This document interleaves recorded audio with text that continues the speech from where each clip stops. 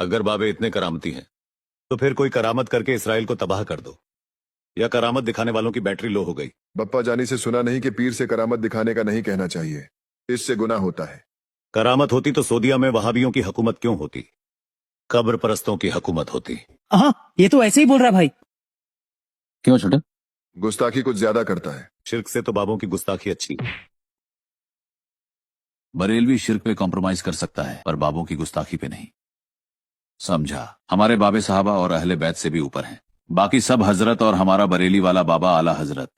आज अगर रबीउल गौस का पहला दिन ना होता ना, तो फैजान मदीना में सारे मुरीद इसकी बोटियों से डिनर करते।